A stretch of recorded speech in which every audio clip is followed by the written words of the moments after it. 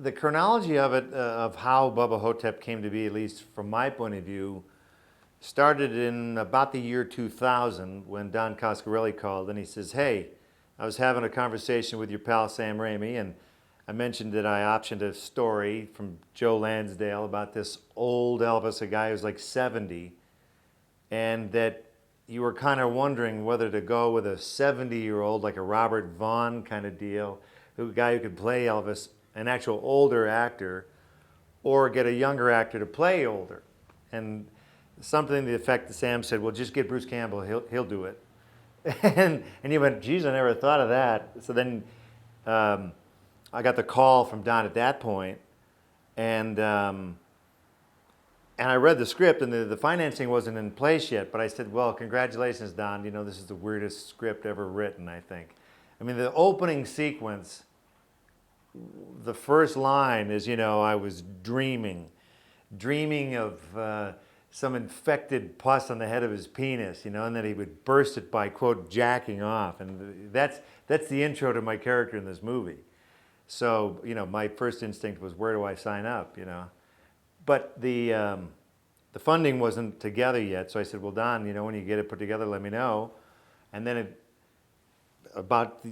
coming up closer to the year 2001, the financing was together, but then I got in this hassle with whenever you make low-budget movies, it's, do your representative want you to do that movie? And so I had a big fight with my representatives because Don wanted to shoot in January. Well, in traditional Hollywood lore, January, February, March are the classic pilot season, where every actor comes from Iowa and butt crack Kansas to come and be rich and famous for those 3 months, because that's when they're casting for all the TV shows. And they said, you can't do a low-budget movie for no money, you know, during that time of year.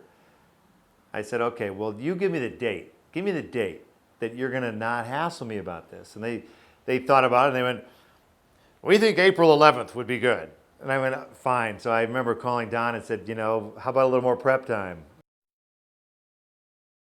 It's funny, I had heard of Don Coscarelli because of the Phantasm movies. You know, it came out almost the same time that Evil Dead did. It was a cult film. You know, it was his first time. He got the money independently. So there was a lot in common there, but I'd never worked with him, as is the case in a lot of these situations where you know someone, you're familiar with them for 20 years, but you never ran across him.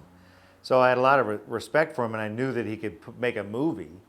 And I'd gotten a little tired of working with directors that didn't have as much experience. So I was glad for that. It was nice that Don had some restraint that he was going to use, and that he was going to shoot for the right amount of time. So to me, he wasn't a hack and slash director, which was very important. And then when we got to working, it was great to find out how patient he was, that's the whole key. You know, some directors are like, here's my favorite imitation of a TV director. And cut. That was perfect. You know, it's based on time, it's based on their watch, but this was Don's show. He put this together. He got the script. He adapted the script himself. He optioned the story from Joe Lansdale.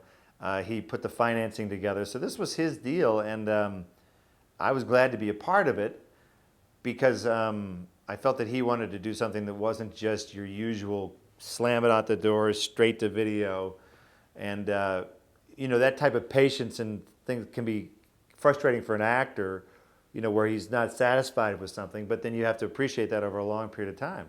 He's the one who has to cut this together, pick the takes, put it together and all this. And I have to say this, you know, we've gotten good reviews for Bubba, but what a lot of people don't forget is when they see an actor give a performance, what they don't really realize is that someone named the director, picked the takes, someone set the shot, namely the director, someone gave the actor the notes, namely the director. Someone did take after take until he got it right, namely the director. Someone picked that take, edited it in a way that the scene began to work again, or didn't work and he fixed it.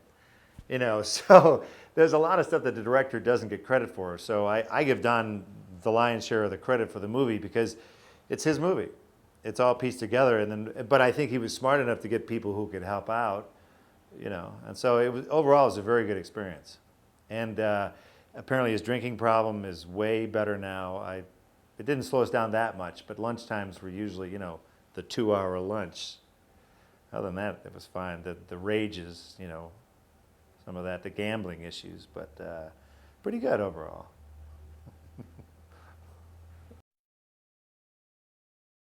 The little wheelchair that Mr. President comes out in and near the end of the movie, it was a great gizmo because if you think of it, when they design these things, you're not allowed to strand people with disabilities. It just would be bad if you're going to the market and your little gizmo, you run out of gas, you can't get up a curb. So these things are great. They're really powerful. The battery is unbelievable. They have a dial-up speed thing so you can really haul ass. And we were shooting in this little park area that wasn't bad, but it was still pretty bumpy, but this sucker could get going. So in between takes, I'd kick Ossie out of the chair and take it over and go for a spin. And they had these little joystick too. It was hairpin turns because, you know, again, you don't want to send a disabled person down the stairs because they couldn't make the turn or something.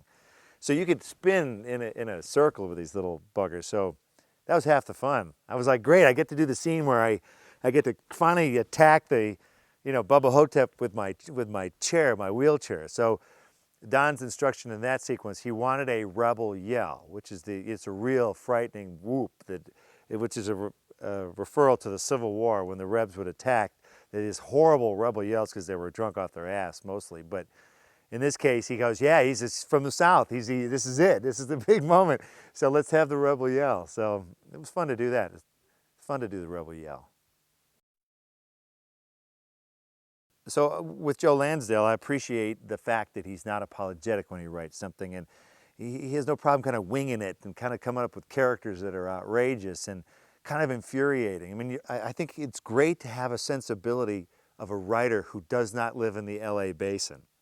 You know, Joe lives in Nacogdoches, Texas, apparently the earliest settlement in all of Texas. And I can just see him out there. You know, you get a certain attitude. When you're not anywhere near Hollywood, you're like, oh, yeah? How about this for a story? Yeah, finance that. And you get, you know, you kind of come up with ideas that people would go, whoa, whoa. And that's what I think was attractive to Don Coscarelli, and that's what ultimately was attractive to me because it wasn't the standard cookie cutter thing. Bubba Ho-Tep may not be for everybody, but it's those people that like it, I think really like it because they go, wow, you're out there, man. And I think that's okay. It's okay to mix it up a little bit. Not everything has to be end of act one, this happens. End of act two, this happens. The guy gets the girl, you know. Not everyone has to have a buddy, you know. So, although this movie is kind of like he wound up inadvertently writing grumpy old Ghostbusters. He's kind of a tough guy, you know. He could take either Don or I out, you know, with some of his quick moves. But I think he's a softie. I was telling Don that in the commentary, that, you know, for all of his bravado and wacky characters, I think he likes it when there's a happy ending. He's a sucker. Don's one of the few guys who will take his movie away and go edit it and take as long as he needs to do it. Most films are done on a schedule, which like, bam, bam, bam, bam. We're in 2,300 theaters July 7th. You have to be ready. And so everything's done on a schedule. And I think Don went, no, this movie's independent. It's money that he put together privately. It's none of your damn business where it came from. And I respect that because it means that he wanted to make the movie so bad that he was able to scrape this money together. Not every filmmaker has the guts or the ability or the tenacity to scrape it together. So I was very impressed with that. I've had a lot of situations where a director will call and go, have I got a script for you, buddy? I got such a part. I'm like, okay, yeah, where is it? Oh, I got to get the money first, but oh boy, I'll tell you, this is it. This is the one. So with Don, I didn't really know what to expect. He goes, I got this script I'd like to make. And I went, okay, cool. And he actually called back, which was shocking. So I went, hey, I guess he's a real guy. And he had made independent movies before. So I think there was a general sort of cohort feeling about it all. And that was a good experience. I had my own reactions to, you know, cancer on his penis and all this sort of stuff. And I thought, well, who's going to be the nurse who's going to have to do all that? And so with Ella, I'm curious to see what she thought of the script when she first read it. Because, hooray, I get a role. But it's putting grease on Elvis Presley's old cancerous unit. The notion of a sequel is, of course, fun to consider.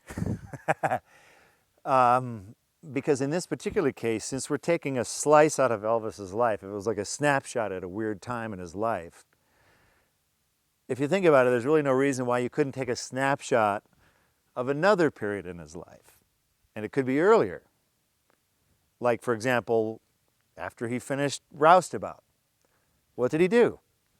Did he hang out at Graceland all the time, with his avocado-colored appliances? I don't think so. I think he went off and got into his stuff, or shot guns, or did karate, or whatever Elvis was into.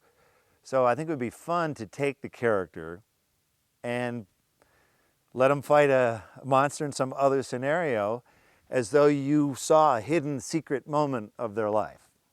And of course, the only way that that's really going to happen is that the people who bought this DVD are going to tell all their friends to buy a DVD, and all the reissues and the new updated re-release of the DVDs, then we'll probably do a sequel.